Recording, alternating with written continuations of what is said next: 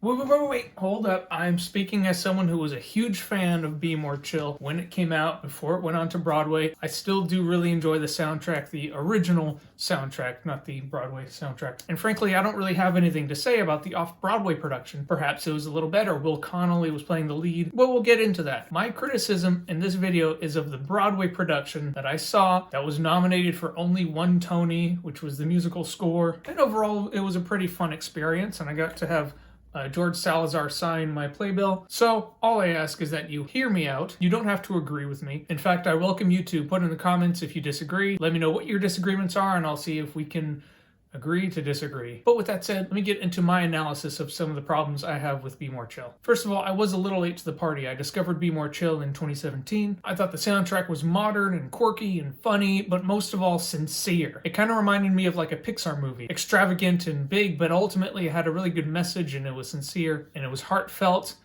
But that's not the impression I got when I finally got to see the musical in the summer of 2019. Now, before that happened, I did hear it was going to be on Broadway. I was really excited. I thought it was just going to take over. I was weirded out by some of the recastings. They lost Eric William Morris, was replaced by Jason Tam for the Squip, and I really enjoyed his presence in the soundtrack. And Will Connolly was replaced by Will Roland, which did weird me out because while I loved him in Dear Evan Hansen, I didn't see him playing a relatable nerd kind of character when all I really knew him as was that snarky friend but not friend of Evan Hansen. But I figured, you know what, the good folks at Broadway know more than I do. Maybe he has more acting chops than I thought he did. And I'm not here to rag on him or anything, but I'm just saying these were kind of my concerns about the show before I saw it. But I thought, you know what, big deal. I'm sure it's all for the better. And then I finally got the opportunity to go to New York in the summer of 2019. I decided Be More Chill would be one of the shows I would buy a ticket for. And then I realized that Be More Chill was not nominated for any Tonys, and I started to worry a little bit. I thought, oh no, did it not translate well to Broadway? And having seen it,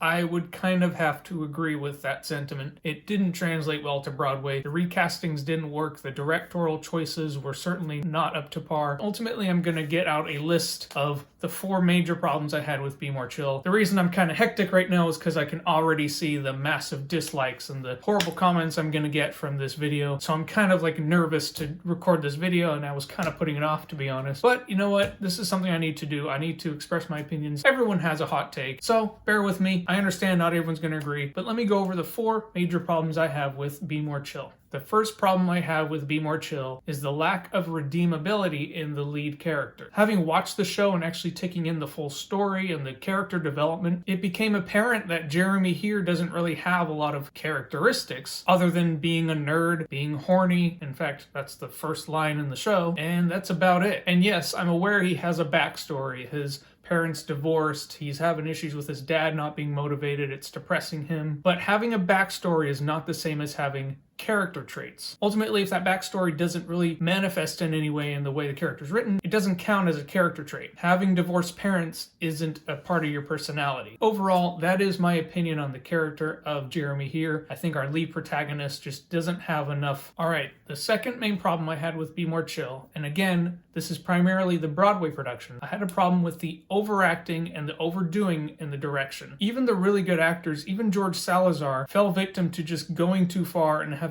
too much intensity and the tension of certain moments to the point where it just wasn't believable. And that doesn't mean that they're bad actors by any stretch. It just means that sometimes you need a director who's able to kind of hold you back, because even the best actors can kind of lose a sense of self-awareness sometimes. This kind of ties in with the second point. It maybe could be a third problem, but overall the way the characters are written is very two-dimensional. We don't really get character traits that make sense. I talked about Jeremy here earlier, but it's like double if not triple worse for the supporting characters. Brooke and Chloe we'll get into a little bit more later, but they have no other character traits than the fact that they're super sexualized. Jenna Rowland is really into the gossip, and I get that she's kind of like, feels like a loser and feels like her only value is in being in the know of everything and spreading information that people want. But again, that's not expressed till the very end, and it's done in a very on-the-nose kind of way, and it breaks the show don't tell rule. Rich and Jake, again, they're just cliche jocks. It just gets grating after a while, especially since I know that the show is trying to have a a serious message, but it gets trampled on by the over-the-top zaniness constantly throughout the entire production. Alright, my third problem with Be More Chill is that the women's perspective isn't given in the same way as the male's perspective in the show. Now I'm going to expand more on what I was saying about Chloe and Brooke. Like I said, Chloe and Brooke basically have no character traits other than they're highly sexualized. They're supposed to be the women that like the jocks. And I think that's like the cliche of a lot of what they call Stacy's. And it's just like a meme, and we all know that's not true, and that's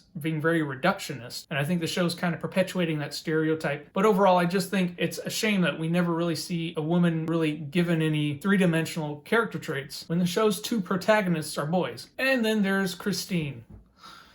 Oh dear. Christine is adorable. Her performance was super cute, a little over the top, but again, manic pixie dream girl all the way. Definitely a trophy, and at the end, the way that Jeremy gets the girl is also very cliched and perpetuates a lot of stereotypes. Okay, my fourth and final problem is the ending. The ending is very sloppy, and I don't think it closes the character arcs or the overall story and moral very well. I think it gets really sci-fi-ish and silly, and ends up curing the problem as Red Mountain Dew rather than like a enlightenment of the character. It's just finding this substance that kills the squip. And Jeremy here doesn't necessarily go through a change of character. He simply realizes that the squip can be damaging to the brain, and it scares him, and he tries to get the squip out. But it's not like he tries to get the squip out because he realizes it's turning him into an inauthentic person. So I think it would have been a more deep character moment if instead he had an epiphany and realized this squip isn't helping me because it's not helping me be my authentic self. So I don't feel like he really had that moment. There wasn't this point where there was a click. He conquered the squip, and of course the whole school was squipped, and also there are scenes where the characters are explaining some insecurities they have, and it's just really on the nose and breaks the show don't tell rule, like when Jenna Rowland explains that she doesn't feel like she has anything to offer other than having dirt on people, so that's why she's so obsessed with gossip, and that's really not the way you're supposed to convey character motivations. So he conquers the squip and he looks like a hero, and then Christine likes him because he saved the school. And then speaking of the ending, the very last song is also extremely on the nose, like a piano falling from a 5-story building. They basically like look at the audience and say, this is the moral of the story. Felt like an episode of Barney. Also, the song structures are a little weird. Michael in the Bathroom obviously is a fantastic song, but it's in kind of like the beginning, middle of Act 2, and we have all these weird songs afterwards, like the Pants song, which pale in comparison, and it's very anticlimactic. And don't get me started on Jeremy's dad. I can't tell if they're trying to send a message with that character or if he's just comic relief. Feels like they don't really commit to either path, so it just kind of comes out as neither, and it's just a muffled mess.